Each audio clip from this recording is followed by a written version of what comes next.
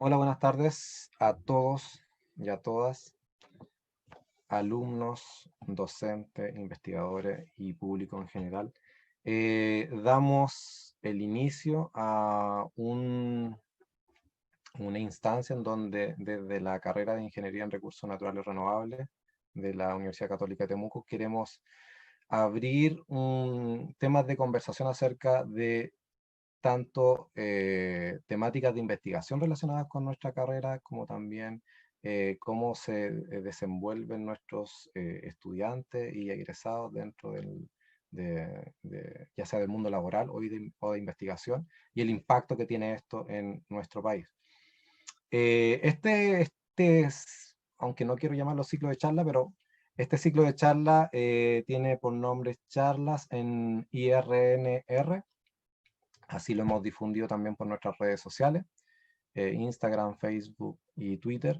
Y en esta primera instancia invitamos a la investigadora María Angélica Casanova Catni, que ahí se encuentra presente, la cual nos va a hacer una presentación bien amena acerca de temáticas de su investigación. Todavía no quiero dar detalles, sino que quiero comenzar a presentar a los que ustedes ven en pantalla, ¿vale?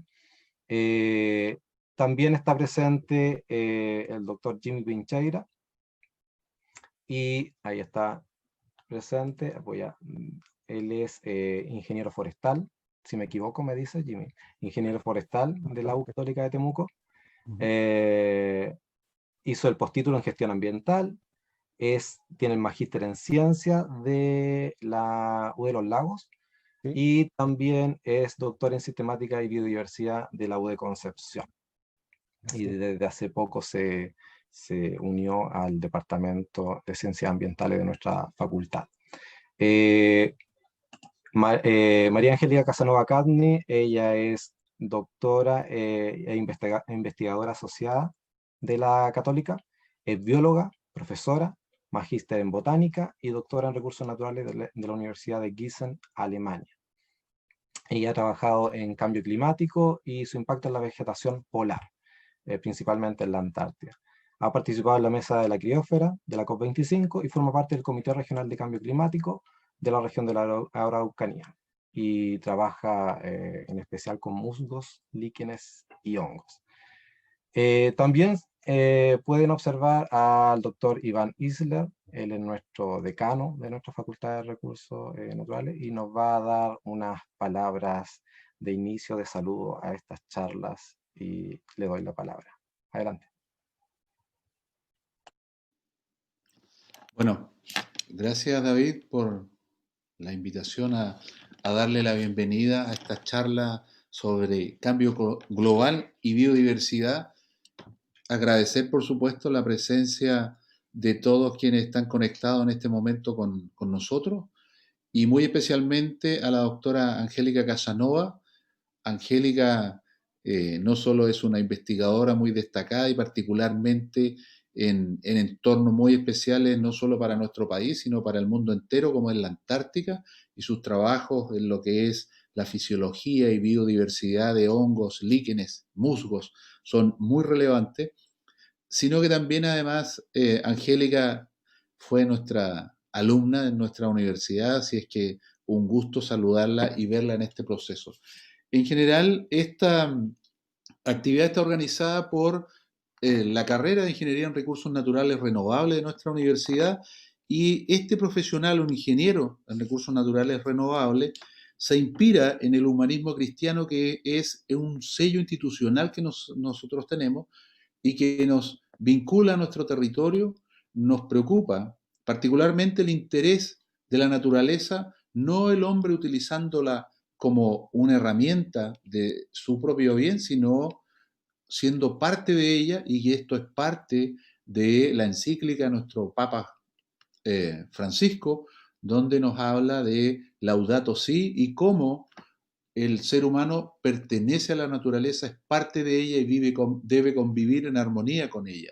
Y esta carrera, la Ingeniería en Recursos Naturales Renovables, se ajusta, por supuesto, a ese sello, y además estos profesionales cuentan con las competencias para la evaluación, gestión, manejo y modelación de los recursos naturales renovables a partir del análisis de información científica para caracterizar potencialidades de un territorio y proponer su uso eficiente y sustentable.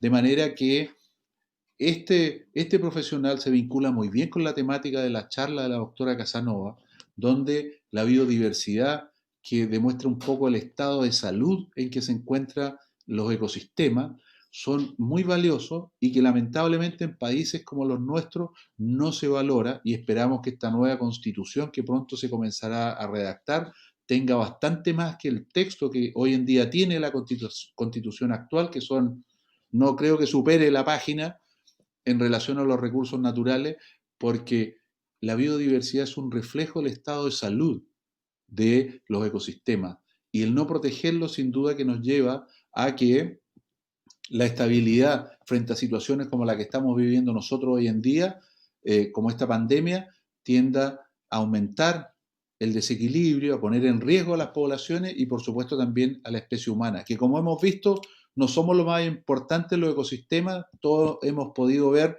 la cantidad de videos que nos llegan hoy en día, que el ser humano se ha retirado de muchos ecosistemas, están invadiendo los animales su entorno que antiguamente les pertenecía, y eso es súper importante. Lo importante es este cambio global, cómo estos cambios de temperatura van afectando la sobrevivencia y las capacidades reproductivas de las especies, y eso es muy importante. Y alguien que ha trabajado en la Antártica, que es uno de los pocos lugares que tienen menos intervención antrópica, sin duda que la experiencia de la doctora Casanova es súper importante. Y lo otro que es muy valioso discutir, sobre todo cuando sabemos que hay estudiantes de secundaria escuchándonos, es que esta no es tarea solo del gobierno, no es tarea solo de las empresas, sino que es tarea de todos. Nosotros tenemos que ser parte de esta protección de nuestro entorno, de nuestra biodiversidad, porque nosotros también dañamos nuestro ecosistema cuando, no sé, hoy en día que los jóvenes prefieren, no sé, la comida eh, introducida o que no está en nuestra propia cultura. Mi hija se sorprende cuando manda a pedir hamburguesas. Yo le digo, por cada hamburguesa, 1 kilo de hamburguesa, se gasta 1.500 litros de agua, y el agua es un recurso que debemos proteger, y eso cuesta entenderlo de repente. Entonces, debemos asumir como que esta protección no es un deber solo de los gobiernos, de las empresas, sino de cada uno de nosotros, y tenemos que comenzar a aportar con nuestro granito de arena. Me da un gusto escuchar al profesor Gilberto Alcaíno, que está aquí. Él tiene en la ciudad de Santa Cruz un lugar donde lo protege, evita que se contamine, reduce la eliminación de basura en ese sector. Acciones como esas sin duda que son súper valiosas, y estamos invitando a todos quienes les interesa la naturaleza, a todos quienes les interesan los recursos naturales, a que debemos ser cada uno de nosotros promotores de la protección de este ambiente. Así es que bienvenidos a todos. Gracias, Angélica, nuevamente, un gusto de saludarla, y sin duda que estaremos muy atentos a su conferencia. Muchas gracias, decano, por sus palabras. Y efectivamente, o sea, el tema que se eligió para partir con estas charlas no es un tema al azar, por así decirlo, sino que es un tema que engloba mucho de las complejidades en las cuales estamos inmersos hoy en día como sociedad y nuestra relación con los recursos naturales, con el medio ambiente, sino que también nos da el pie para saber acerca de las complejidades que vamos a tener a futuro, ¿vale? Como bien se sabe, la Antártida, si bien es un terreno en el cual el humano no ha llegado en demasía, sí es un fiel reflejo de lo que pasa en el mundo, ¿vale?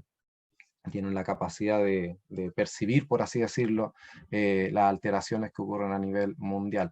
¿Vale? Entonces, en ese sentido le doy la palabra también a María Angélica para que se presente, y luego a Jimmy también para que hablen acerca de ustedes. Bueno, buenas tardes, muchas gracias por la invitación, muchas gracias, decano, por sus palabras. Y bueno, estoy aquí porque soy parte de la formación de la universidad, y me enorgullece bastante estar aquí también, y me hace súper feliz poder compartir lo que yo he aprendido, porque uno empieza en la universidad y después empieza a seguir haciendo cosas y se van abriendo puertas, y es interesante conocer otros lugares, pero también poder volver y entregar esos aportes a los estudiantes de nuestra casa de estudios. Así que eso me alegra mucho.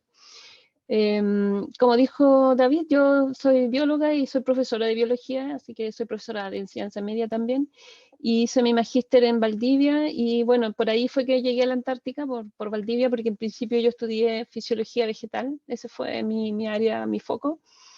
Y estudiando fisiología vegetal fue que me fui a Alemania después porque me gané una beca del gobierno alemán y me fui a hacer mi doctorado a Alemania y ahí trabajé con cambio climático. Ahí ya me concentré en el tema del cambio climático y la respuesta de las plantas. En ese tiempo trabajaba con plantas, de hecho con papa, así que también pasé por las plantas agrícolas.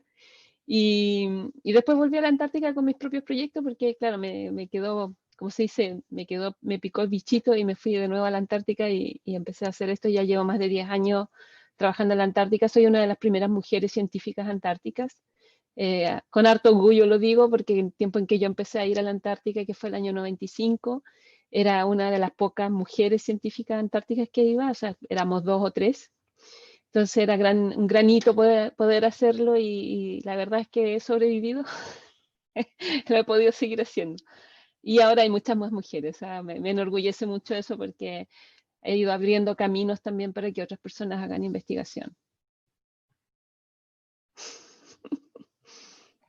Muchas gracias, María Angélica. Jimmy, Sí, adelante. hola, muchas gracias por invitarme. Miren, yo, mi línea de investigación fundamentalmente se centra en el estudio de metacomunidades de plantas vasculares usando epífitas y plantas trepadoras como modelo de estudio. Yo comencé este tipo de investigación y con estos ensambles de especies a partir de mi magíster, estudio que luego continué en mi doctorado.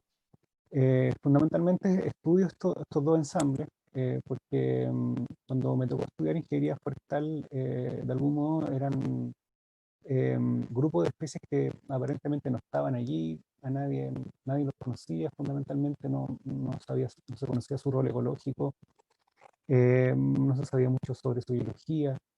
Eran muy poquitas personas las que conocían estos grupos de especies y realmente tenía muchas preguntas y nadie podía responderlas.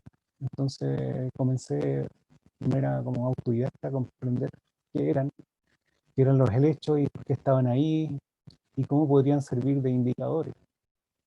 Hoy día estoy dirigiendo un fondo postdoctoral donde estudio la distribución y abundancia de estos organismos en la zona de transición climática entre el clima mediterráneo y el templado en nuestro país.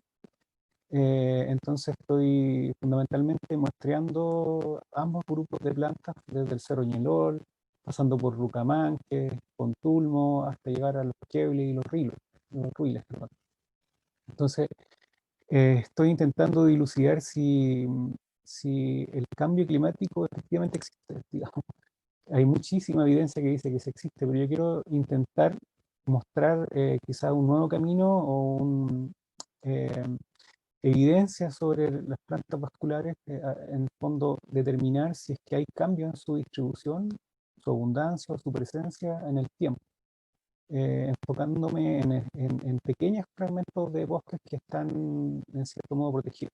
¿Ya? Entonces, digamos que el Cerro Ñelol con 80 y fracción hectáreas, Rucamanque, que es un área que está, digamos, administrada por la Universidad de la Frontera, con 300 y fracción hectáreas, aún son fragmentos pequeños y digamos que las demás áreas protegidas tienen menos de 200 hectáreas.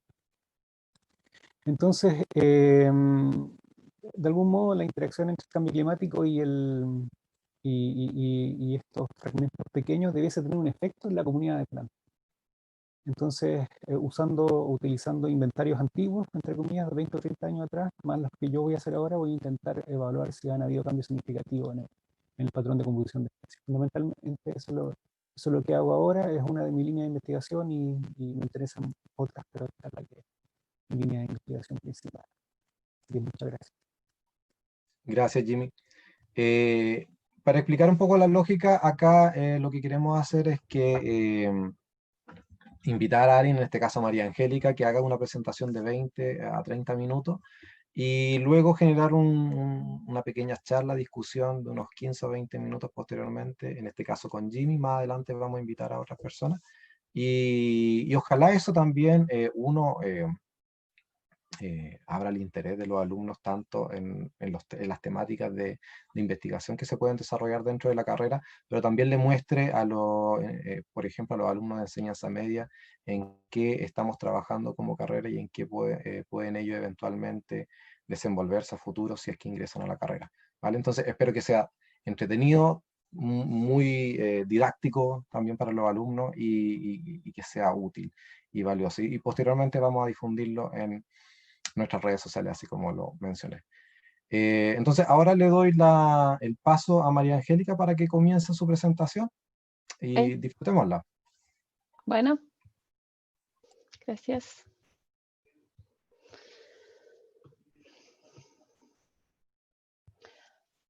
Bueno, muchas gracias. Como yo les comentaba, hace muchos años que yo estoy trabajando en la Antártica y comencé estudiando una planta que crece en la Antártica y que me interesó más o menos por ahí por el año 95, porque era, de hecho, es una de las únicas plantas que ha logrado colonizar la Antártica, y a mí me interesaba particularmente por los mecanismos de resistencia al congelamiento que tenía la planta para poder sobrevivir en la Antártica. Cabe mencionar que Antártica tiene una pequeña superficie, una pequeña parte que está libre de hielo. Yo les voy a contar un poco, primero que nada, bueno, lo que yo he hecho se refiere principalmente al trabajo de cambio climático y la vegetación antártica en general. He hecho experimentos, yo tengo experimentos instalados en la Antártica hace más de 10 años, que son experimentos de calentamiento climático, que he usado los mismos modelos experimentales que usan en el Ártico para poder comparar los resultados que nosotros tenemos con lo que también ocurren allá. Y también hemos estudiado en este momento estoy estudiando patrones de distribución de la vegetación en relación a las pingüineras también. Ese es mi punto de trabajo actual. Y tengo otros dos proyectos, dos líneas de investigación que se refieren a distribución de líquenes en ambientes desérticos y su gradiente de distribución, digamos, en relación a la humedad, cómo se distribuyen y hasta dónde llegan, digamos, estos líquenes. Y distribución de hongos y líquenes en distintos ecosistemas, que eso es un trabajo que hago también en colaboración con mi colega de la Universidad de Concepción. Para volver al tema principal, que es el cambio climático, nosotros lentamente nos hemos ido metiendo en estos temas que son globales, ¿ya? Nosotros cuando éramos chicos nos enseñaron de la atmósfera, de la hidrósfera, ¿no es cierto?, del mar y de los continentes, pero como que nos saltamos algunas partes, ¿ya? O sea, como que no las teníamos todas consideradas. Y hoy día, dentro de este mapa, digamos, de este mundo global del planeta, nosotros hemos tenido que ir incorporando otras partes, otros elementos que son vitales y que nos han resultado vitales porque hoy día son impactadas por la actividad antropogénica, ¿ya? Y en una de esas partes importantes, bueno, es la biosfera, ¿no es cierto? Son los organismos vivos. La criósfera, que corresponde a todos los mantos de hielo de la Tierra, que para antes, o sea, hablamos de 50, 80 años atrás, los mantos de hielo de la Tierra no se consideraban prácticamente importantes, o sea, no tenían a nadie le interesaban realmente, ni siquiera se medían, o sea, nos falta información porque en realidad no había mucho interés. La litósfera y la pedósfera, ¿no es cierto?, que también ha ido aumentando su interés porque al final nosotros vemos que el impacto que genera nuestra actividad pone en riesgo estos componentes y eso nuevamente nos impacta, hay un feedback negativo ahí. Particularmente la criósfera, contarles que, bueno, todos sabemos, ¿no es cierto?, que está el Ártico en el Polo Norte y el Antártico en el Polo Sur, pero estos dos continentes, estos dos polos son distintos. La Antártica es un continente porque tiene una plataforma continental y el Ártico no es un continente propiamente tal porque es una masa de hielo y agua rodeada por dos continentes o por continentes, por plataformas continentales.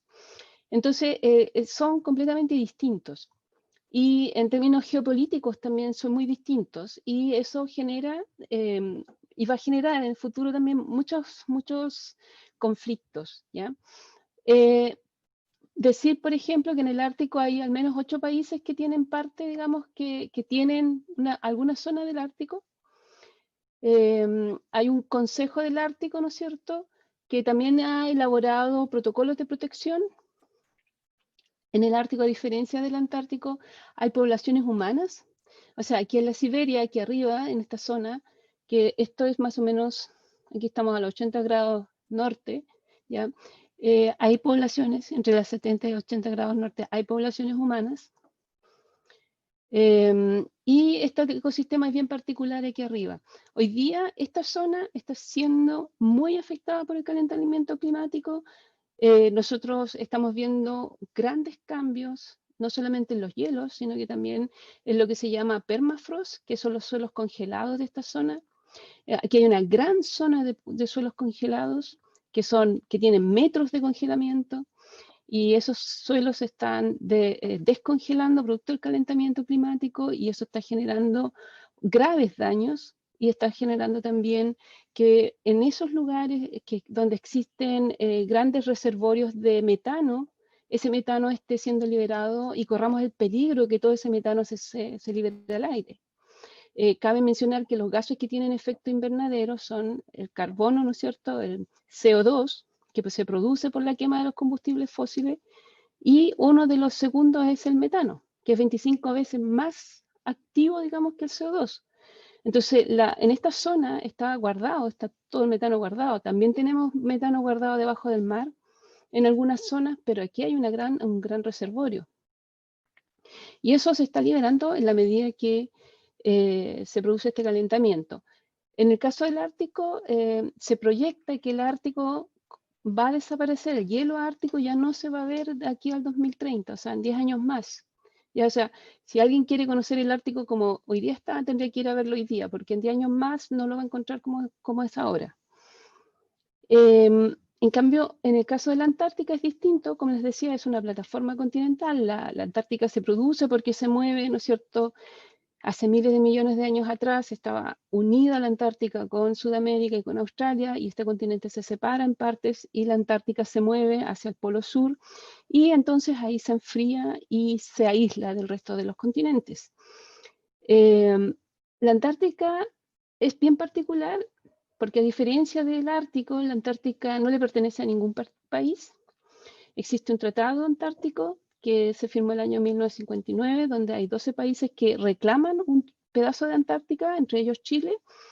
Sin embargo, eso nunca fue otorgado, y ese tratado está en stand-by y dice que la Antártica es un continente para la ciencia y para la paz. No le pertenece a nadie, y lo que hoy día existe es un gran acuerdo internacional de colaboración, donde lo que estamos todos haciendo es proteger la Antártica porque es la zona más importante de nuestro planeta. Nosotros tenemos una gran labor, hay más de 50 países hoy día que forman parte del Tratado Antártico, y nuestra gran labor es proteger y conservar los hielos antárticos.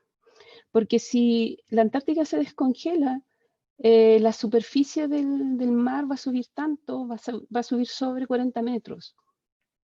Y ese daño va a ser inimaginable para el resto del planeta, por varias razones, digamos, porque la Antártica cumple servicios para el planeta que son súper fundamentales, como son enfriar las aguas del planeta, ¿no es cierto?, generar estas corrientes frías, como la corriente Humboldt, por ejemplo, también enfriar las masas de aire. O sea, cuando a nosotros nos llega el viento sur, cuando hablamos de que viene el viento sur es el viento de la Antártica.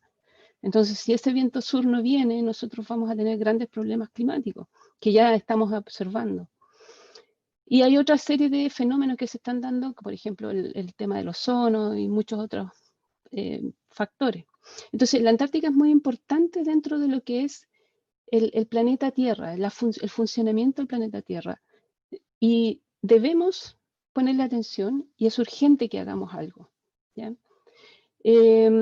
La Antártica tiene una biodiversidad bastante acotada en la zona de la superficie, o sea, la diversidad terrestre es bastante acotada, ¿ya? Pero la diversidad marina que hay en la Antártica es realmente impresionante. Es un lugar, yo en este momento no sé cuántas especies hay, pero es un lugar maravilloso con una gran diversidad de invertebrados y con una gran diversidad de formas y colores. Entonces hay un mundo ahí abajo, también ocurre esto que se llama la surgencia, ¿no es cierto? Donde hay zonas con muchos nutrientes, donde se produce esta gran diversidad.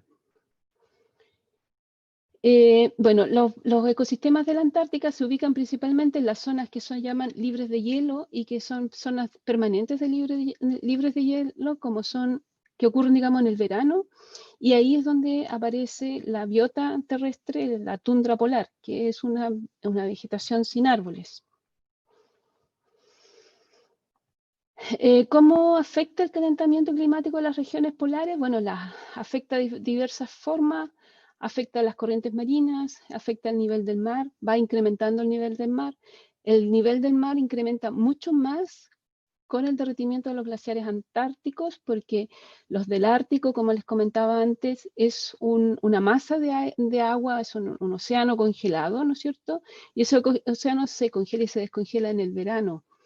Entonces hay una proporción de agua ahí que siempre se está moviendo, es decir, que se congela durante el invierno, pero que nuevamente se descongela en el verano y los sistemas están acostumbrados a eso. Pero en el caso de la Antártica eso no ocurre y lo que tenemos es que si se descongela el hielo antártico vamos a tener una gran cantidad de agua que va al mar y que cambia un montón de factores, no solamente el nivel, sino que también las corrientes y también la salinidad, etcétera. La Antártica y las zonas polares afectan la circulación atmosférica y eso es súper importante y están impactando también, bueno, con incendios. Los incendios tienen que ver también con los cambios del clima y con las migraciones de los animales. Como les comentaba antes, yo también tuve la gran oportunidad de participar de la mesa de la criósfera, que se organizó como respuesta, digamos, como una forma de poder generar información rápida para enfrentar el evento de la COP25 que iba a realizarse el año pasado. Y en ese momento nos juntamos más de 600 científicos a nivel nacional y nos pusimos a trabajar en generar una base de datos de información de Chile y en varios aspectos, por ejemplo, en biodiversidad, en clima, en criósfera, en océanos. Entonces habían al menos 7 mesas y se trabajaron varios temas y toda esa información que se generó se plasmó en libros. Los libros son todos públicos, están en la página del Ministerio del Medio Ambiente, en la zona, en el área de cambio climático y COP25, y nosotros también generamos un pequeño libro que es un libro de divulgación que se llama Criosfera y Cambio Climático en 50 preguntas y respuestas, donde todas las preguntas que habían dando vueltas se respondieron por una gran diversidad de científicos chilenos. Aquí yo les puedo, bueno, ahí está la dirección donde se puede encontrar este libro, pero si ponen eso, 50 preguntas y respuestas, va a aparecer. Nosotros, este mapa que tengo aquí es para mostrar dónde más o menos se está calentando Antártica, principalmente en la zona oeste. Esta es la península antártica, es una zona que tiene un gran impacto, que está sufriendo un gran impacto del cambio climático, porque aquí se han salido ya, destruido al menos 3 plataformas de hielo. Son plataformas gigantes, la primera plataforma de hecho salió el año 95 y en ese tiempo ya era, sorry, no sé si ve mi pantalla. Ahí. La primera salió el año 95, ya, Sí, se ve. y era del tamaño de Santiago. Y bueno, han salido 3 más, o sea, en total son 3 las que se han desprendido de estas plataformas y son, digamos, trozos de hielo que van migrando hacia el norte, que son gigantescos. Y la zona que más me salgo de la pantalla. La zona que más se calienta es esta zona de aquí y donde muchos de estos glaciares también empiezan a retroceder, ¿ya? Por ejemplo, aquí, esta es la zona de aquí al norte que se llama Islas Shetland del Sur. Ahí es donde nosotros, los chilenos, principalmente trabajamos. Y esta es una de las Shetland del Sur. Esta es la isla Rey Jorge. La Villa de las Estrellas está ubicada aquí, ya en esta zona. Aquí tenemos un aeropuerto también. Y este glaciar grande que ustedes ven aquí tiene diversos nombres en distintas áreas. Y todos estos puntos rojos que ustedes pueden observar se refiere a aquellas zonas de los glaciares donde ha habido retrocesos, ¿ya? Y son retrocesos que son de varios metros, ¿ya? Entonces, el glaciar empieza a retroceder y eso genera nuevas zonas libres de hielo que generalmente se van poblando, ¿ya? Con vegetación de tundra. Ups. Bueno, y digamos, lo que más sentimos nosotros, ¿no es cierto?, lo que nosotros más hemos visto seguramente en televisión es la migración que ocurre de los organismos que dependen del hielo marino. En el caso de los osos polares requieren el hielo marino para cazar y son uno de los símbolos, ¿no es cierto?, del Ártico que está siendo más afectado por este cambio climático. En el caso de los pingüinos también están siendo afectados y también tenemos este problema de que hay pingüinos que requieren los hielos para descansar durante la alimentación, porque hay que pensar que los padres, o sea, los pingüinos padres, madres y papás salen a buscar la comida para los crías, ¿no es cierto? Y navegan durante el día entre 20 kilómetros hasta 90 kilómetros. Entonces van y vuelven o vuelven varios días después, ¿no es cierto? Y mientras tanto van pescando, ellos se posan en estos hielos para descansar. Entonces es importantísimo para ellos tenerlo y si no los tienen, entonces se van muriendo y finalmente lo que hace la colonia es que se desplaza más al sur, los que van sobreviviendo. Bueno, un poco para contarles sobre la tundra antártica. La tundra es un ecosistema que se compone principalmente de especies pequeñas, ¿ya? No tiene árboles y no tiene leñosas tampoco. Y tenemos puras herbáceas que pueden ser perennes o no, digamos, y tenemos especies de musgos. En el caso de la Antártica hay solamente 2 plantas vasculares que pertenecen a la Antártica. No son plantas nativas, son plantas que también las podemos encontrar en la cordillera de los Andes, incluso creciendo tan lejos como en la cordillera entre Ecuador o México. Hasta por allá se han encontrado estas plantas. En el caso de Champsia, esta que está aquí, por lo menos nosotros tenemos registro en Chile hasta Chillán y Colobanto, que es la otra planta, hasta tenemos registro hasta Valle Nevado, en Santiago, en la cordillera.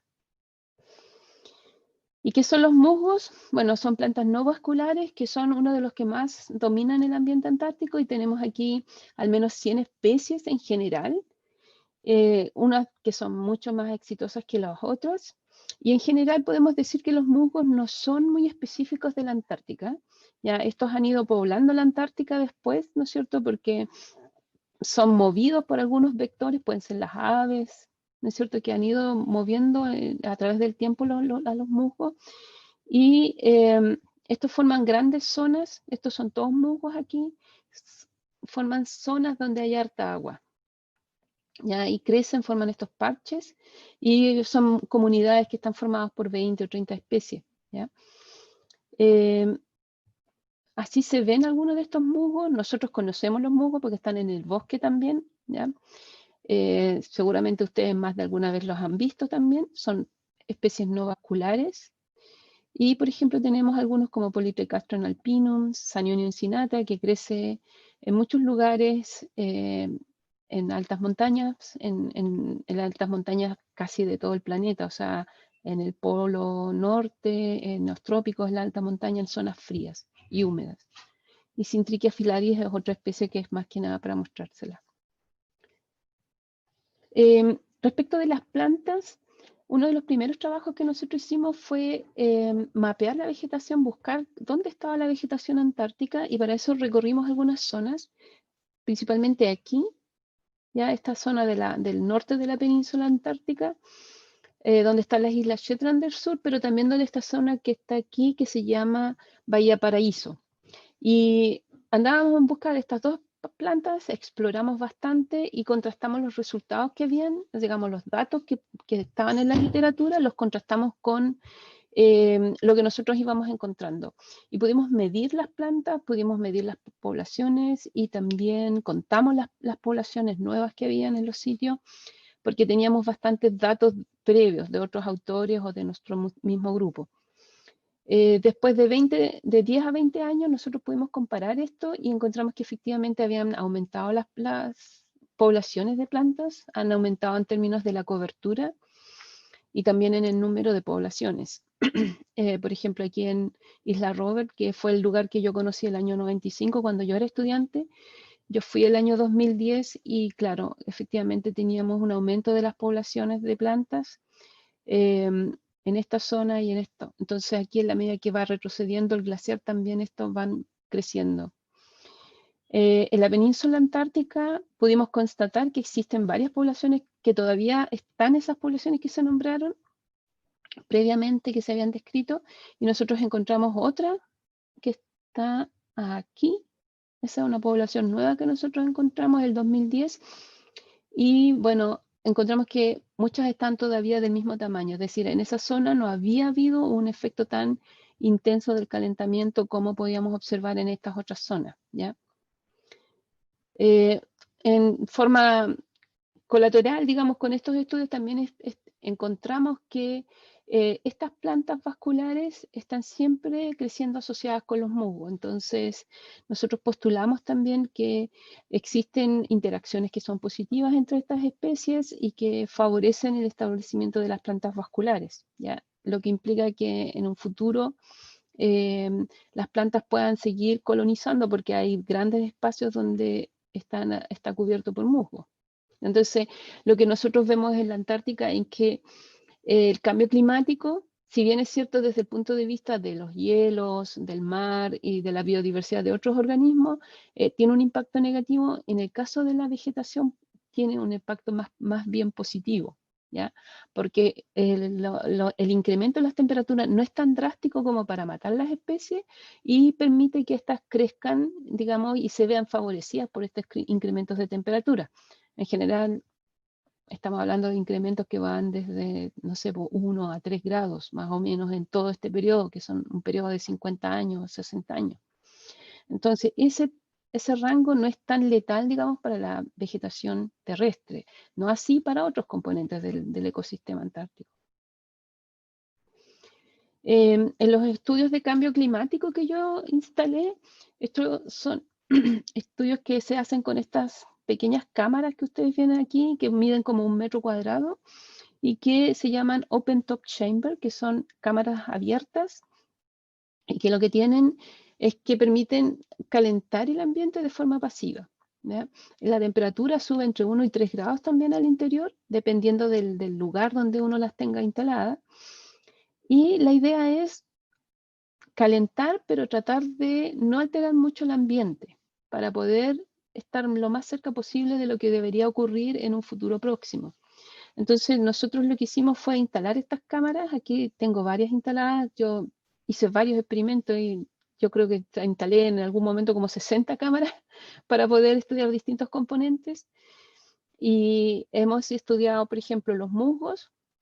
Y en términos de la diversidad de musgos, nosotros no hemos encontrado todavía que haya un cambio en la diversidad, pero sí hemos encontrado que responden positivamente al calentamiento, incrementando la cobertura, es decir, se extienden las poblaciones, crecen más en tamaño.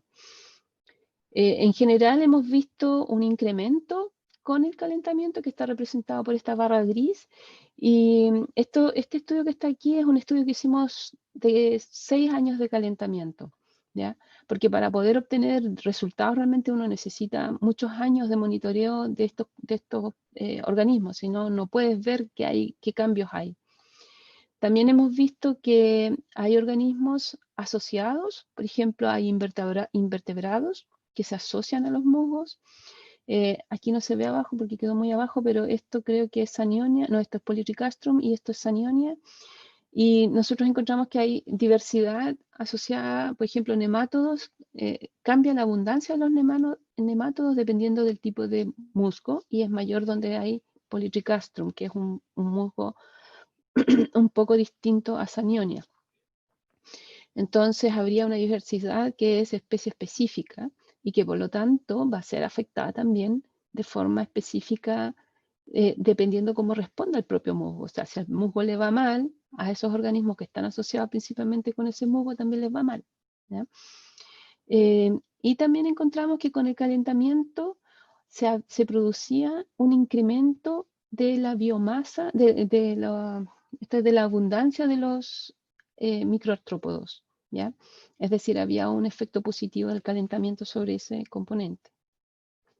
Este resultado de este experimento de acá es después de 8 años de calentamiento y actualmente el experimento tiene 12 años. O sea, yo podría hacer ahora un nuevo monitoreo y comparar los resultados que tengo con estos previos. Eso en realidad es súper interesante e importante porque uno va generando una base de datos para poder comparar, porque antes no teníamos ningún dato para comparar. Entonces ahora con estas publicaciones yo ya tengo una base que permite ir entendiendo cómo es la dinámica de esta vegetación.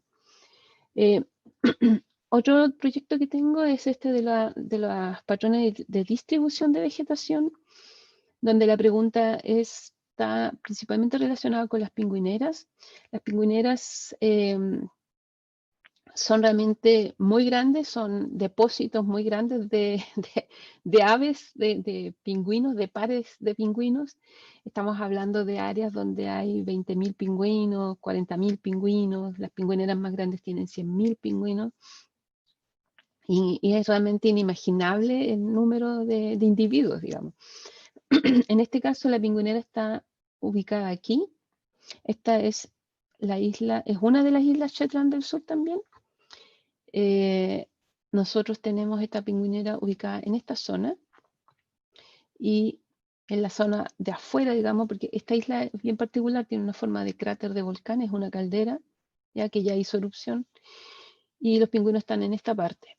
Y nosotros estamos estudiando cómo se distribuyen todos estos parchecitos de vegetación que se ven aquí, y hemos encontrado que la pingüinera estaría favoreciendo el establecimiento de la vegetación porque la pingüinera lo que hace es aportar al ecosistema antártico una gran cantidad de nutrientes, principalmente de nitrógeno a través de las fecas y de fósforo. Entonces todos esos nutrientes son aportados al ecosistema. Imaginémonos que como el hielo se va, el ecosistema es realmente prístino, no hay nada, no hay nutrientes, no hay materia orgánica en esos suelos. Entonces, que estén los pingüinos ahí significa un gran aporte de nutrientes, que puede ser hasta tóxico, porque realmente hay amoníaco, se producen bastantes lixiviados también, pero sin embargo hay una influencia que es positiva y donde uno ve que las comunidades de musgos empiezan a establecerse, no donde está la pingüinera, porque los musgos no soportan realmente el impacto de los propios pingüinos, porque 20.000 pingüinos no son soportables, digamos. Pero sí tenemos un impacto de los nutrientes que son volatilizados y que llegan a las comunidades de musgos y también a las comunidades de líquenes. Y también hay que pensar que tanto los pingüinos como la vegetación buscan los mejores lugares, digo yo. O sea, es como que los pingüinos saben dónde pueden ubicarse porque está calentito, está menos extremo, ¿ya? Obviamente la vegetación también se establece en aquellos buenos lugares, ¿ya? Nosotros estamos en este momento terminando una publicación, estamos revisando un trabajo que presentamos a la Guyana Botánica, donde hemos descrito todos los musgos que encontramos en esta área y cómo esta comunidad se diferencia. O sea, la comunidad que está asociada a la pingüinera tiene más especies únicas que las comunidades que están en otros sitios, que son alejados de la pingüinera, que son estos de acá. Así que claramente tienen su influencia y eso también tiene importancia cuando uno piensa qué pasa con las pingüineras en el futuro. Por acotar, una posibilidad de hacer un trabajo de tesis en este contexto estaría relacionado con el mapeo de esta vegetación, por cuanto yo ya tengo los puntos de GPS y nosotros estamos trabajando actualmente con imágenes satelitales para ubicar esta vegetación. Y en ese sentido se abre la posibilidad, digamos, de trabajar un tema de tesis que sería un tema de tesis de gabinete, digamos, porque no se puede ir a Antártica en estos momentos, pero que sí cuenta con una base de datos interesante. Entonces eso también podría generar un espacio para hacer una tesis de pregrado. Bueno, y ahora los voy a trasladar a un lugar completamente distinto, un salto cuántico, y nos vamos a otro desierto, digamos, a otro ambiente muy extremo, que me interesa bastante también porque nosotros estábamos trabajando en un proyecto, estamos buscando cuáles son los mecanismos que tienen los organismos para resistir la pérdida de agua, ¿ya? En un desierto como la Antártica, que es un desierto congelado, a pesar de que ustedes no me lo crean, el agua es poca, porque el agua está congelada. El agua se congela durante el día, hay muchos ciclos de congelamiento, descongelamiento, o sea, se congela, después sale el sol, se descongela, después de nuevo se congela en la noche, la mañana amanece congelado, viene el sol, así. Entonces, todos esos ciclos generan que los organismos celulares, ¿no es cierto?, pierdan agua, y cuando se produce la congelación, no solamente se pierde el agua, sino que también se forma hielo, y el hielo es destructivo. Entonces nos interesaba, con unos colegas fisiólogos y biofísicos, saber cómo se mueve el agua, cómo está el agua dentro de estas células. Y también para eso buscamos como referente, digamos, qué pasa con los organismos que viven en el desierto, y estamos trabajando en líquenes del desierto para poder entender qué pasa con esos organismos y dónde retienen el agua.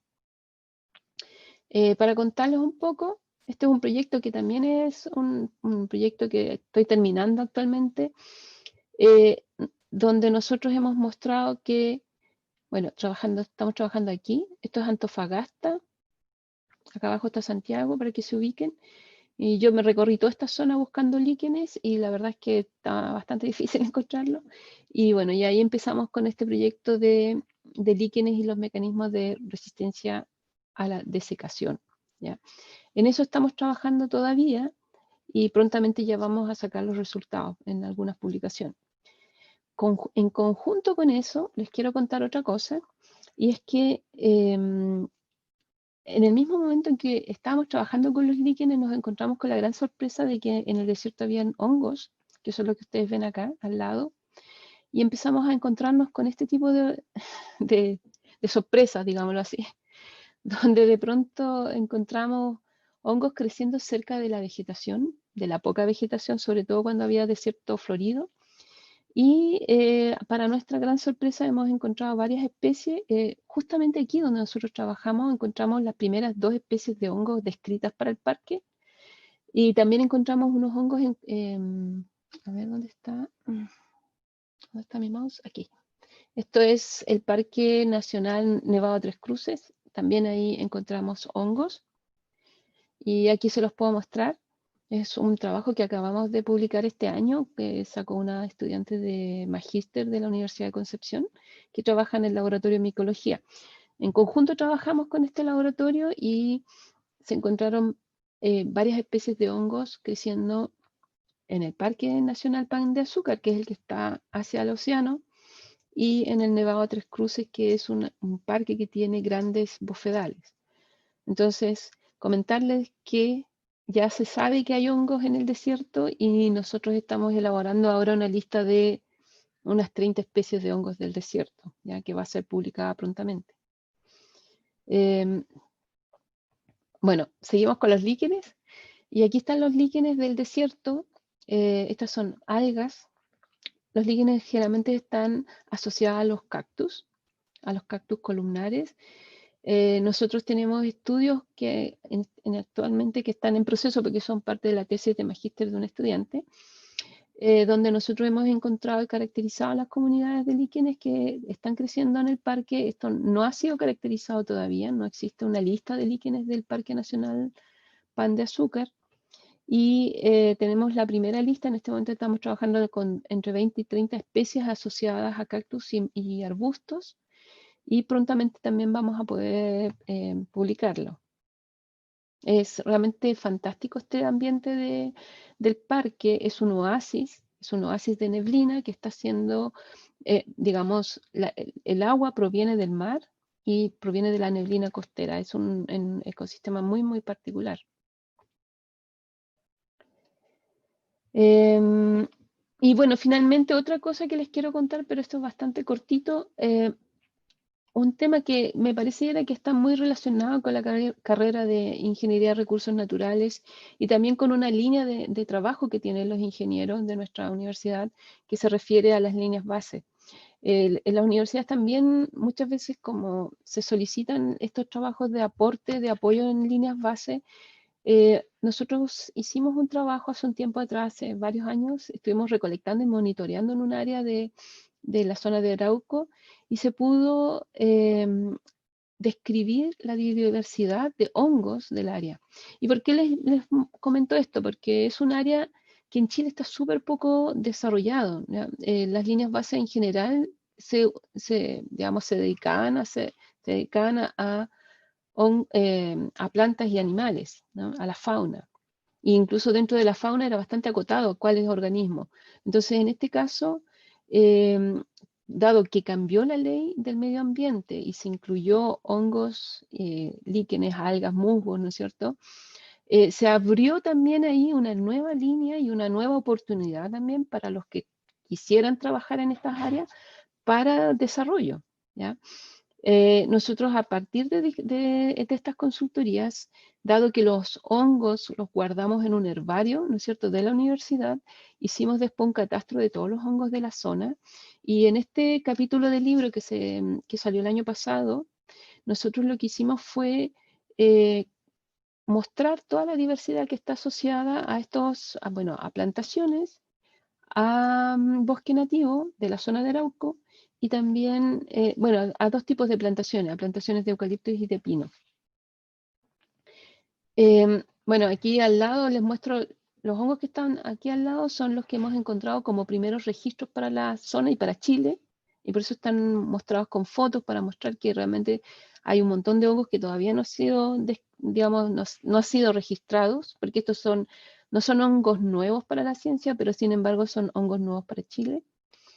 Y en este estudio, principalmente, decir que se aumentó el número de hongos que estaban descritos para las plantaciones. En cierta medida se disminuyó el número de hongos descritos para el bosque nativo, es decir, encontramos menos hongos para el bosque nativo que hace 30 años atrás o 20 años atrás. Y también contarles que nosotros encontramos una gran diferencia entre, por ejemplo, las especies fúngicas endémicas de un bosque nativo, ¿ya?, que puede estar dominado por notofagus, por ejemplo, y las plantaciones. ¿Ya? Aquí tienes pinos radiata y eucaliptus. Entonces, el número de especies endémicas baja considerablemente en las plantaciones. También encontramos que las funciones de estos organismos también cambian. Aquí podemos ver varias funciones, por ejemplo, hongos que son simbiontes micorrízicos, o sea, que hacen simbiosis micorrízicas con notofagus, son ectomicorrízicos, hongos que son lignícolas, descomponedores de suelo y hojarasca, nitrófilos y coprófilos. Entonces, las proporciones de estos organismos van cambiando, ¿ya? En el caso del pino, dado que pino es una especie de árbol que hace micorrizas, ectomicorrizas, uno no ve esta diferencia aquí. No hay una gran diferencia entre los simbiontes, pero hay que mencionar que en este caso los simbiontes de pino son introducidos, no son especies nativas, ¿ya? En el bosque nativo sí son nativos, pero acá son introducidos. Entonces hay un cambio de la diversidad entre bosque nativo y plantaciones. Entonces, lo que les quiero comentar es esto porque dentro de la carrera de ingeniería en recursos naturales es súper importante que nuestros graduados también empiecen a incorporar conocimientos de hongos y líquenes porque hoy día se requiere profesionales con estos conocimientos que les puedo decir que ni siquiera existen en las instituciones del Estado. O sea, mi propio ministerio está falto de profesionales que tengan estos conocimientos Con decirles, por ejemplo, que una estudiante mía que hizo un magíster conmigo, que trabajó con musgos de la Antártica, trabaja también en el ministerio porque no había gente que trabajara con musgo, o sea, que no había nadie que supiera de musgo. Entonces deben ser unas 5 personas en Chile que saben identificar musgos. Y también pasa lo mismo con hongos y líquenes. Entonces, es un tema que es una oportunidad, o sea, en la medida que uno se mete a estos temas, que son más complejos, obviamente, porque es mucho más complejo trabajar con hongos y líquenes, pero también eso te da una especialidad y te da una expertise especial. En ese marco yo también pienso que habían algunos temas de tesis que yo había ofrecido, que yo se los pasé, comenté a David, al profesor David, y que en realidad la idea es poder conversar si a alguien le interesa hacer algunos trabajos.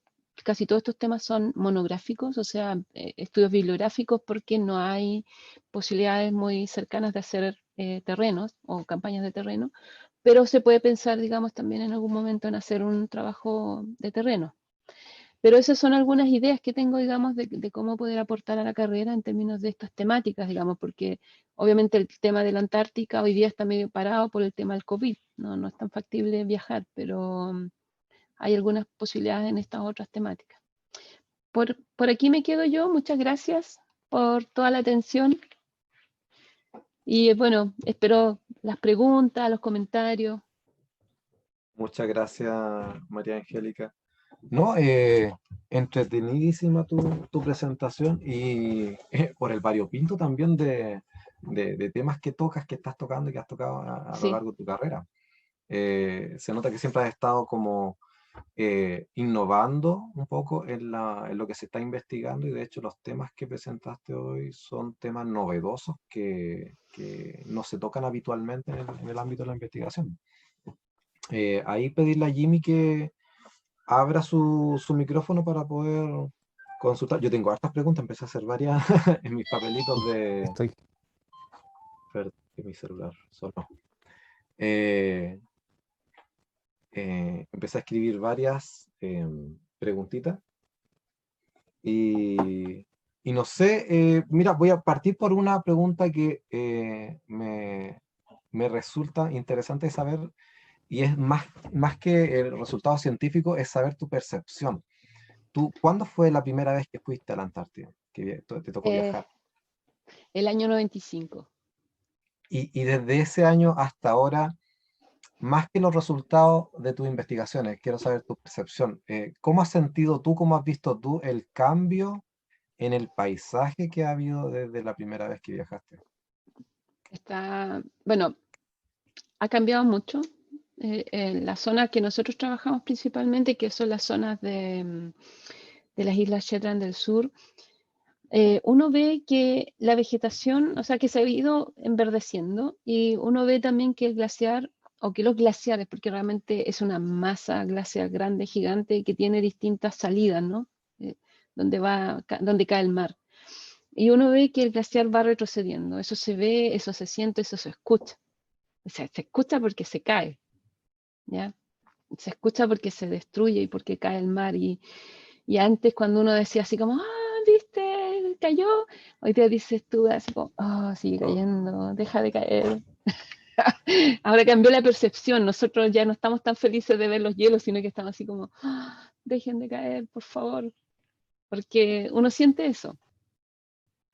Y el tema de la fauna, por ejemplo, aves que tú has visto que han aparecido en la Antártida que antes no se veían.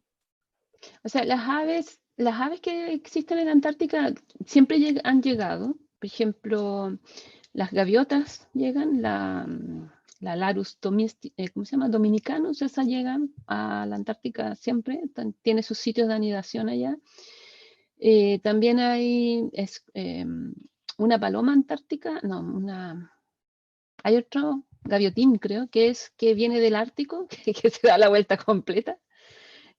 No me pregunte cómo lo hace, pero lo hace. O sea, un verano está en el Ártico y después se va para el Antártico. Pero yo ese nunca lo he visto, no lo conozco.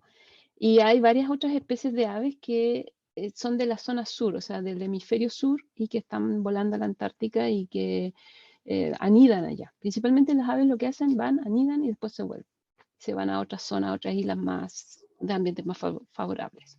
¿Ya?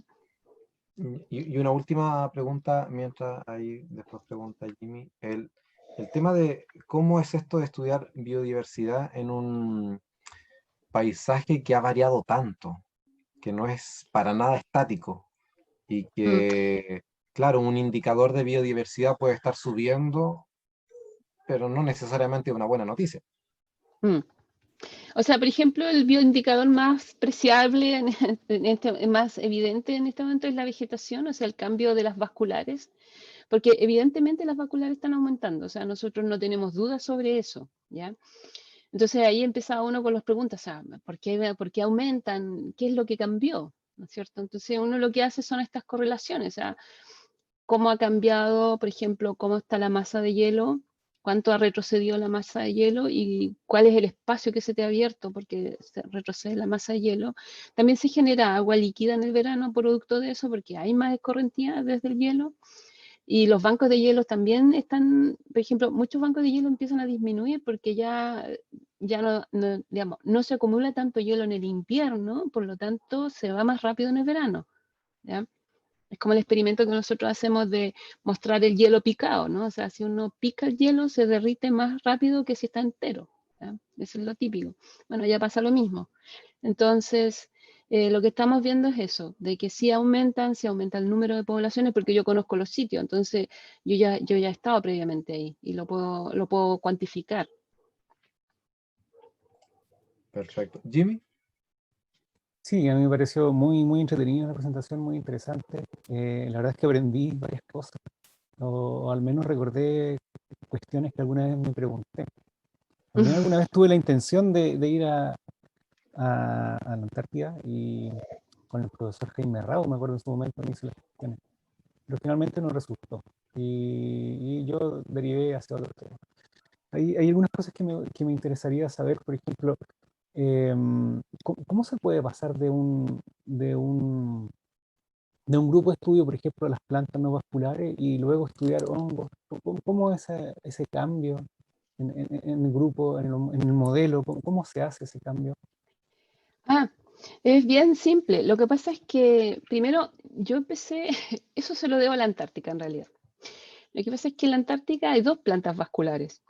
Entonces, obviamente, mm, de alguna forma como que empieza a ponerse fome porque todos quieren estudiar las mismas plantas. Y lo que pasa es que uno tiene una gran cantidad de musgos, o sea, más de 100 especies de musgos que hacen la parte verde de la Antártica y que son los más extremos, porque son los que más me parecen más interesantes a mí, ¿no? Y lo otro es que también la Antártica está dominada, en realidad, yo siempre lo digo así, se ríen, está dominada por hongos, porque en realidad la Antártica tiene más de 300 especies de líquenes, que son hongos simbiontes, ¿ya? Son hongos que están asociados a un alga y que por lo tanto hacen fotosíntesis, fijan carbono, ¿no es cierto? Y el hongo toma los nutrientes y le aporta, digamos, una casita al alga. Entonces, es una asociación simbiótica súper específica y súper buena y eficiente porque los líquenes realmente son los que la llevan en la Antártica. O sea, casi todo está cubierto de líquenes y ellos llegan casi hasta el polo norte, perdón, hasta el polo sur. ¿Ya? O sea, casi ahí a los 86 grados todavía encuentras líquenes. Y yo he visto los líquenes, o sea, yo he tenido en mis manos líquenes que crecen a los 80 grados sur, que son unas cosas chiquitísimas, pero están ahí. ¿Ya? Entonces, yo tengo esta mezcla perfecta entre amar lo verde y entender a la parte hongo. Y me he ido metiendo también con los hongos por estos hallazgos. ¿Ya? Porque cuando me fui al desierto y estaba recolectando líquenes y me encontré con los hongos, entonces obviamente que no pude aguantar, me lo tuve que llevar y se los compartí a mis colegas en la Universidad de Concepción, porque nosotros formamos un grupo grande de gente que trabaja con estos organismos. ¿Ya? Las plantas vasculares me parecen súper interesantes, pero también de ambiente un poco más de montaña, digamos, de esos ambientes. Ahí trabajo con plantas vasculares. También he trabajado con plantas vasculares, con micorrizas de alta montaña y todas esas cosas. No, muy interesante, muy desafiante también, yo creo, el cambio de Sí, un ensamble a otro, porque son formas de vida distintas. Entonces, de repente uno tiene una resistencia un poquito a aprender de otro grupo, ¿O Sí, cuesta un poquito porque hay que buscar nueva literatura, son nuevos es un, paradigmas y todo eso? es un desafío y Ujú. también pasa que la verdad es que creo que eso es un efecto de la Antártica, de la investigación antártica, que nosotros en Antártica colaboramos todos. O sea, por ejemplo, normalmente cuando uno va a la Antártica se junta con gente que hace de todo. O sea, geólogos, hay astrónomos, hay climatólogos, hay glaciólogos, hay biólogos moleculares que te hablan de la molécula de no sé qué. ¿Me entiendes? O sea, hay de todos. Entonces, hemos aprendido en el tiempo a hacer esta ciencia interdisciplinaria, multidisciplinaria. O sea, yo no tengo ningún problema de trabajar con un glaciólogo y de ir con una persona que trabaja con permafrost, ¿me entiendes? O sea, nunca supe antes qué era el permafrost. Hoy día lo puedo reconocer en la montaña, pero es porque uno trabaja con ellos, ¿no? Entonces, yo siento que hoy día si bien un tiempo la ciencia se fue haciendo como chiquitita, chiquitita y se fue separando, todo eran entidades separadas, hoy día estamos volviendo a lo otro. Hoy día las preguntas se están respondiendo en forma desde múltiples lugares, ¿ya? O sea, el cambio climático también nos ha obligado a nosotros a preguntarnos cosas que son globales, ¿ya? O sea, no estoy solamente en mi pequeño territorio, sino que tengo problemas globales, que tengo que vivir desde distintos paradigmas, enfrentar las soluciones, buscar soluciones con distintas herramientas, con distintas disciplinas, ¿me entiendes? Y yo creo que eso también hace que uno vaya abriéndose a trabajar con otros organismos. Y sí, a mí me llama mucho la atención también de que hayan encontrado poblaciones de especies disyuntas tan separadas por, no sé, miles de kilómetros, ¿no? Sí. No sé si hay alguna pregunta asociada a eso o Mm. alguna especie de respuesta, cómo ha ocurrido eso. Lo que pasa es que, bueno, en Antártica, a ver, espérame, déjame mirar si tengo un mapa. Voy a compartir un minuto la pantalla para poder explicar.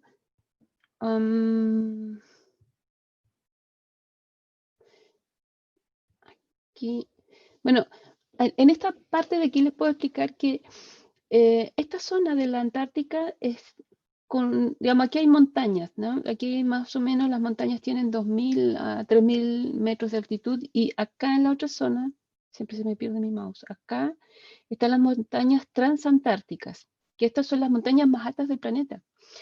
El único problema es que no se ven tan altas del planeta porque están cubiertas como de 4 kilómetros de nieve, entonces, de hielo. Entonces, lo que se asoma son como 4 kilómetros y medio más hacia arriba, pero son muy, muy altas, muy profundas. Y en esta zona, hasta aquí, todavía hay vida, todavía en estas zonas de montañas que son como picos que aparecen en los glaciares, ya que quedan en los glaciares, ahí todavía hay vida. Y lo que se sabe es que en las zonas donde han habido volcanes, por ejemplo, bueno, los volcanes que yo le mostré, la isla que estaba aquí, que es la Decepción, que es con forma de caldera volcánica, y en esta zona de por aquí, si no me equivoco, en una área por aquí hay otro volcán. En esas zonas de volcanes se mantuvo la vegetación, se mantuvo la vida, a pesar de que la Antártica se corrió, se fue para el Polo Sur, se enfrió, se aisló, tiene sus corrientes propias, etcétera, etcétera. Ahí permanecieron algunos organismos y desde ahí se han ido irradiando y otros han sido trasladados en el tiempo desde el cono sur, digamos, o desde la zona de Oceanía o desde Sudáfrica, ¿ya? O sea, hay influencia, eh, digamos, los organismos, por ejemplo, los musgos que hay ahí son con distribución subantártica, atlántica, incluso tropical, porque son de las montañas, digamos, de las grandes montañas. Entonces, uno lo que encuentra son organismos que tienen esa distribución más o menos general para ambientes extremos fríos, ¿ya? Eso es como la clave. Y otros son propios de allá. Los líquenes, por ejemplo, son propios de la Antártica. O sea, el 50% aproximado de los líquenes son propios endémicos de Antártica. No así los mocos son más como los polites. Bien, muchas gracias. Yo tengo más preguntas, pero no lo voy a dejar hasta acá por ahora. Muchas gracias. Hay siempre Perfecto. posibilidad de conversar. Sí. María Angélica, una consulta. Sí. ¿Cómo manejan ustedes cuando tienen que viajar a la Antártida el impacto negativo que podrían provocar en el paisaje? Porque en una foto que tú mostrabas, donde estaban tus cámaras, Las OTC, sí, sí, se veía que igual el paisaje es súper vulnerable. O sea, basta con que sí, pase un vehículo, por ejemplo, o alguien sí, sí. genere un Bueno, sendero y ya se impacta. de hecho eso está prohibido, o sea, generar sendero está prohibido y andar con vehículos también está prohibido. Eso que ustedes ven aquí, ese daño ambiental, eso ha ocurrido desde hace muchos años atrás, en que uno se tiene que imaginar que las cosas han ido cambiando en el tiempo. Por ejemplo, en el tiempo de la caza de las ballenas, habían zonas en la Antártica y por ahí hay un documental en el internet, en YouTube, donde muestran que habían lugares que eran realmente como cloacas. O sea, estaba todo putrefacto, estaba todo contaminado. Era realmente terrible. O sea, había un problema ambiental grandísimo. ¿Ya? O sea, hace 100 años atrás hay muchas zonas de la Antártica que realmente eran terribles, porque nadie se preocupó de ellas. O sea, no, casi se murieron todas las ballenas, los pingüinos, la foca y no sé qué más. O sea, casi se exterminó todo. ¿Ya? Entonces, esta conciencia está cambiando y yo creo que lo mencioné, espérate, aquí. ¿Cuándo cambia nuestra postura sobre esto? Más o menos en este año, el año 59, 58, cuando se crea el primer congreso el Congreso Internacional de la Sociedad Polar, ¿ya? Que fue una institución que se generó y que eran geólogos y que ellos fueron los primeros que empezaron a decir, oye, ¿sabes qué? Hay que empezar a proteger esto y hay que preocuparse de esto, porque estamos generando daños muy grandes. Y después de eso, cuando el Tratado Antártico se establece y se define, lo importante del Tratado Antártico es que se dijo, bueno, oye, o sea, sí, aquí hay 12 países que quieren un pedazo de Antártica, pero la verdad es que no podemos repartirnos Antártica, porque no es posible que cualquier país haga lo que quiera en Antártica, por la importancia que tiene Antártica para el planeta. Mm. ¿Me entiendes? O sea, no es posible que cualquier país venga y diga, ya, este es mi trozo, así que yo pongo bombas atómicas y las pruebo aquí. Eso no se puede hacer. Nosotros tenemos que cuidar esto. Entonces, desde ese momento se empiezan a desarrollar una serie de protocolos que obligaron a los países que quieren entrar a la Antártica a cumplirlos. Y entre esos, el principio que rige todo es la ciencia y la paz. O sea, el que quiere ir a la Antártica tiene que ir a hacer ciencia. Esa es su primera excusa, digamos. Si no tienes esa excusa, no podrías ir. Ahora, obviamente hay algunos que sí van a cazar ballenas, van a sacar krill, van a hacer turismo, pero está regulado. Ya. Pero lo que tenemos nosotros es esto, o sea que tenemos una serie de protocolos y que tenemos que cumplir, pero ojo que todavía hay problemas ambientales, o sea, todavía tenemos problemas ambientales. Perfecto. Lo otro es más, yéndome por mi especialidad, que es teledetección. Tú hablaste ahí que estaban trabajando en detectar la evolución, el cambio, la Sí, dinámica, sí. con imágenes satelitales. ¿Cómo ha resultado eso? Eso lo estamos haciendo recién, hace Ah, como, ya. te digo, así 2 semanas más o menos, que estamos ya, estamos ubicando los sitios, porque lo que pasa es que hemos empezado, espérame Mm, un poco, con estos temas, ¿no? De la distribución de la vegetación. Y como yo tengo los puntos, entonces ya ahora estamos ubicando las imágenes, se está trabajando en eso, pero recién estamos empezando, ¿ya? Más que sí, nada por un tema de financiamiento también. mm. Y una consulta, mira, en el mapa que tenía anteriormente, en el de avance y retroceso, ¿En este? Ujú. en ese mismo, sí. Claro, ah, ahí la mayoría ha retrocedido, pero hay zonas que Sí, dice de avance. En realidad ese sí, avance, a mí me ha tocado ver publicaciones en donde se muestran avances sí, de ese tipo, pero sí, son un poco mentirosas, porque en realidad como que no avanza el glaciar, sino que en realidad se está desmoronando, por así decirlo, y amplía la zona, el área, pero no quiere decir que sí. va creciendo. No. Es que, por ejemplo, este trabajo que estoy mostrando ahí es del año 2012, ¿ya? Y yo creo que eso ha cambiado Seguramente ahora tienen otro. Hay un artículo reciente que es del 2018 sobre las zonas de digamos, los pronósticos que hay, ¿no? Los forecasts que hay para la península antártica y las islas aledañas. Y es todo retroceso. O sea, si donde hay un avance o se puede decir que hay un engrosamiento de la capa de hielo es en estas zonas azules que se muestran aquí, que hay otro mapa más actual de esto, porque este ya está medio viejito, y donde dicen que sí hay algunas partes que probablemente hay una especie como de compensación de que se está acumulando más nieve, pero la zona de la península va derecho a colapsar, digamos. Perfecto. Jimmy, te doy la palabra porque me comentas que tienes que Sí, dejarnos prontamente. Sí, y sí, no sé si los estudiantes tienen alguna pregunta, si alguien Le quiere puse preguntar. en el mensaje que pueden hacer preguntas en el chat. Ujú. La yo profesora tengo, Gladys Lara, creo que. Sí, Gladys Lara. Ah, ya, yo tengo una pregunta para dejar ahí, Ya. sí. que quizá vale la pena que Angélica nos cuente un poquito cómo es un día normal de campo en la Antártida. ¿Cuántas horas de trabajo? ¿Qué se come? ¿Cómo es la logística? ¿De qué se conversa en un día de campo en la Antártida? A mí me encantaría escucharlo. Bueno, pucha, no se me ocurrió poner algunas imágenes de donde vivimos. Bueno, yo estaba en la Antártica en diversas formas. Yo estaba en campamento en la Antártica 3 años seguidos, fui a hacer campamento a una isla y la verdad es que lo pasamos súper bien. Tuvimos algunos días muy mal tiempo. Comemos comida liofilizada principalmente, que a mí ya no me gusta.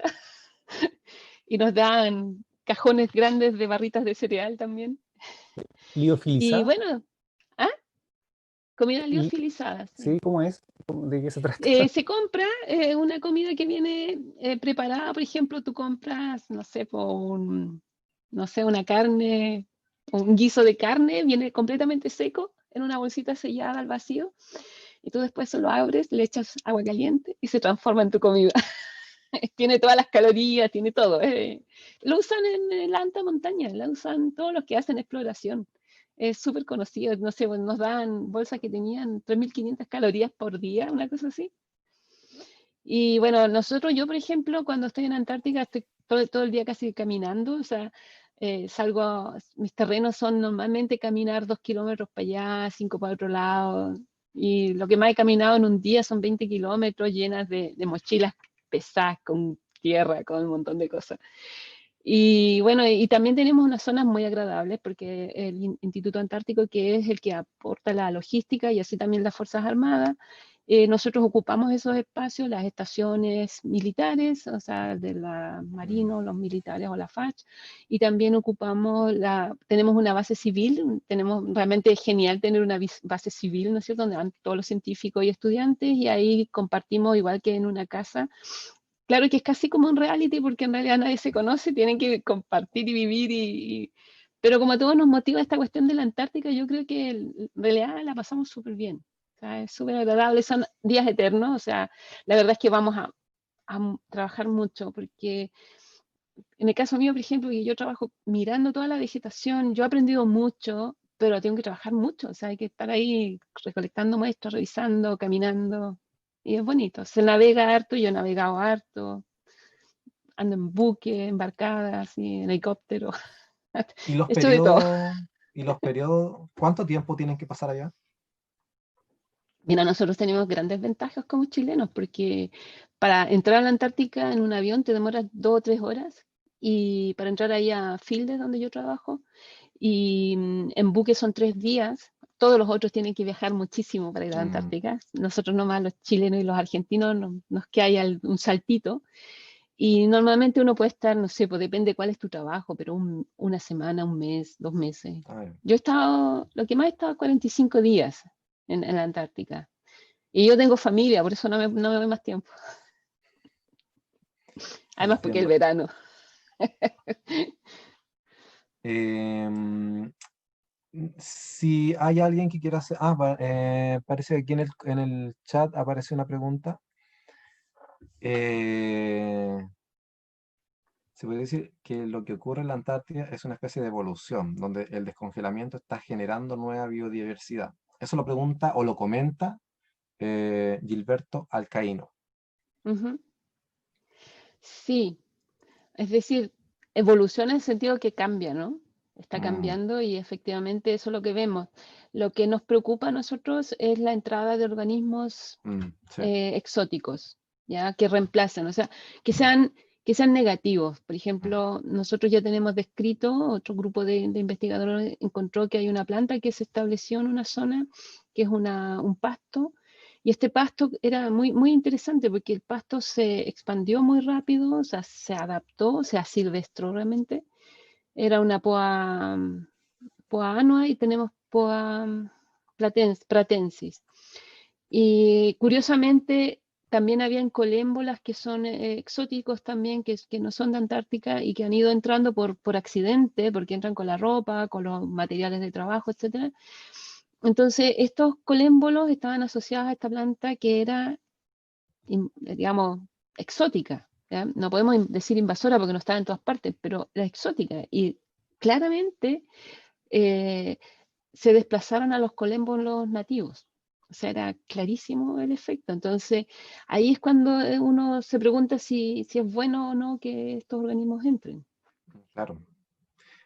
La otra consulta que te iba a hacer respecto a otro de los temas que mostraste era ese que mostraba biodiversidad comparada bosque nativo con eucalipto y con Ah, sí, pino. sí, sí, sí. Sí, bueno, yo he visto varias investigaciones donde se comenta de que el comportamiento de las plantaciones de pino tienden a comportarse similar al bosque nativo, pero luego de muchos años, tanto hidrológicamente, en análisis hidrológicos, por ejemplo. Pero claro, eso después de muchos años y generalmente la producción forestal espera solamente a que crezca lo suficiente para talarlo. Entonces ahí se limita bastante ese comportamiento similar, por así decirlo. En el caso de usted, en esa plantación, ¿qué edad tenían los pinos, te acuerdas? Esos pinos tienen 15 años, Mm, 20 años. Ahora lo que nosotros, o sea, yo por experiencia tengo, por ejemplo, yo tengo una base de datos que, digamos, también de hecho lo he comentado como una posible tesis, trabajo de tesis. Yo tengo una base de datos que hicimos, que juntamos varios datos de plantaciones y de bosque nativo para diversidad de líquenes y claramente los líquenes no van al bosque, a la plantación, digamos, los líquenes nativos, no, no, no porque tienen otras funciones y porque las cortezas de los árboles son distintas, porque los pH son distintos, porque, no sé, por ejemplo, el eucaliptus pierde la corteza, mm. entonces ningún líquen se sostiene. Hay Voy a una ver pérdida si... prácticamente total. Y la Gladys tenía levantada la mano, pero no sé qué pasó. Es que aquí no me... Yo Yo vi la mano dije... de la Gladys en un momento Uy, levantada. no sé, no la No vi. sé si está por ahí. Gladysito. Eh, bueno, por mientras voy a leer una pregunta de Scarlett Belén. Usted No mencionaba puedo que... hablar. ¿La Gladys? eh, Sí, es que no se puede hablar, ¿no? ¿No me escuchas? ¿Sí Sí, se ¿Me sí, escucha? escuchas? sí, te escuchamos. Sí. Hola, hola Angélica. Hola, Gladys. Primero que nada, felicitaciones por los avances en tu estudio. Gracias. ¿Ya? Eh, Me llama la atención, digamos, has hecho muchos estudios en la Antártica, en el desierto, en distintos lugares y me parece muy interesante todos tus avances.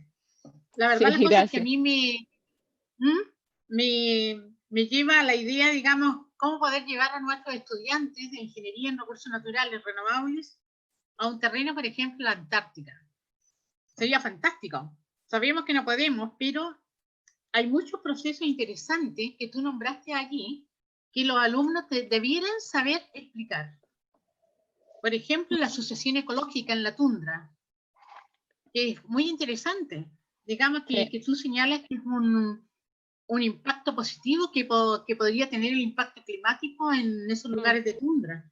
Entonces, son aspectos interesantes que los alumnos debieran saber explicar esos procesos, saber cómo se explica, digamos, la estructura de las comunidades en la zona de la Antártica. Entonces, son preguntas interesantes y que me imagino que ahora hay muchos estudiantes que están ahí escuchando. y que tienen que aplicar lo que han visto en ecología, en biogeografía, ¿verdad? Que son todos Claro. temas muy, muy interesantes. Por otro lado, lo que me parece de mucho interés son los experimentos que tú has realizado en la Antártica. Los experimentos, porque estos experimentos de cambio climático, si bien es cierto, los realizás allá, pero también es lo que se requiere hacer en otras latitudes, en Sí, la zona centro, la zona norte y sur de Chile. De tal sí, manera que son cosas interesantes que has dado muchos inputs para la carrera de Ingeniería en Recursos Naturales. Así que te felicito, Angélica, que estés muy sí, bien. muchas gracias. Sí, muchas gracias. Ya nos veremos. O sea, yo con gusto, en el tema de los, por ejemplo, de los experimentos, con gusto puedo aportar ideas de experimentos y todo eso, porque realmente cuando yo trabajé con este tema de las mesas científicas para la COP25, uno de los grandes problemas que nosotros tenemos es la falta de información, ¿ya? O sea, nosotros necesitamos con urgencia levantar las líneas bases de la biodiversidad de nuestro país en varios componentes que no los tenemos completos, y también tener estos, por ejemplo, experimentalmente demostrar cuál es el impacto del cambio climático en los ecosistemas en Chile. Nosotros no tenemos, o sea, cuando yo llegué a Alemania a hacer mi doctorado, ya llevaba más de 20 años estudiando. Yo llevo ya 20 años aquí desde que, no, casi 30, desde que yo terminé mi doctorado, y todavía en Chile no podemos levantar este tipo de investigación. Bueno, por eso también invitamos a María Angélica y hace, no sé, un par de semanas creo que difundí por correo a los alumnos tus propuestas de investigación, porque a mí me parece demasiado bueno para la carrera también diversificar las temáticas de tesis a desarrollar dentro de la carrera. O sea, Sí, diga. yo tengo cámaras de calentamiento en la universidad, pero no he logrado levantar un experimento porque no he logrado entusiasmar a los estudiantes ni a los colegas de que hagamos un experimento en alguna zona. Yo tengo las cámaras ahí mismo. Yo las traje de la Antártica, me las traje, de hecho, yo me traje un lote porque tenía muchas y no las estaba usando. Dije, ya. Pero bueno, ahora esta cuestión del COVID también nos impidió, pero yo sueño con instalar mis cámaras en algún patio por ahí o en algún campo y ponerme a estudiar qué pasa. Tenemos que De hecho, buscar la a mí forma de... digamos, tengo todo ahí, ¿te fijas? Yo lo sé hacer, pero es Perfecto. difícil levantarlo ahí mismo. Hay que tener gente que se entusiasme. O sea, hay un Esa es montón la de parte experimentos fundamental. súper lindos para hacer, súper Mm. lindos. O sea, yo tengo las cámaras ahí, están guardadas están guardadas en el vivero. Mira, voy a leer un comentario que hace Scarlett Belén. Usted mencionaba que de aquí al 2030 la Antártica no va a estar igual como ahora. ¿Cuáles podrían ser como las soluciones para que no aumente tan rápido el cambio climático? Bueno, el Ártico, el que no va a estar como ahora, y la parte de la península antártica es lo que se está descongelando más rápido, ya para que quede súper claro. Es el Ártico el que se nos va. Y lo que tenemos que hacer con urgencia es parar el calentamiento.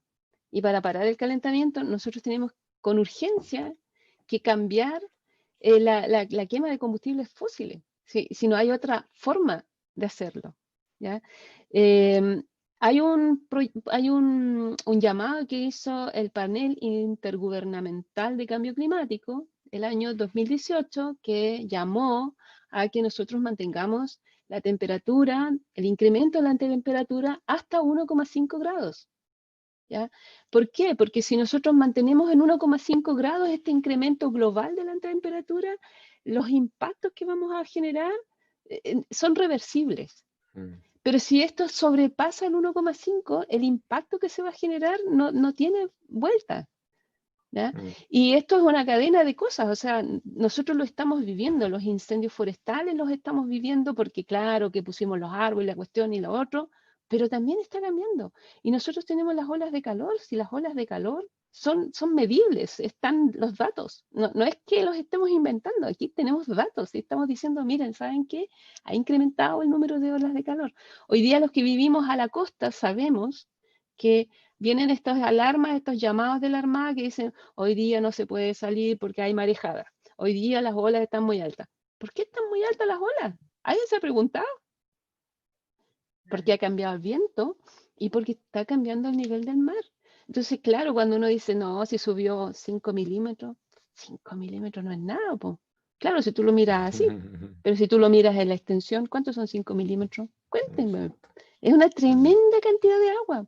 Por lo tanto, fíjense en lo que pasa en el mapa de La Serena, de Valparaíso, cómo se ha ido comiendo la ola toda la costa. Esa cuestión es real. Exacto. Ahí el llamado es que Es real y urgente. las medidas no son solamente a gran escala.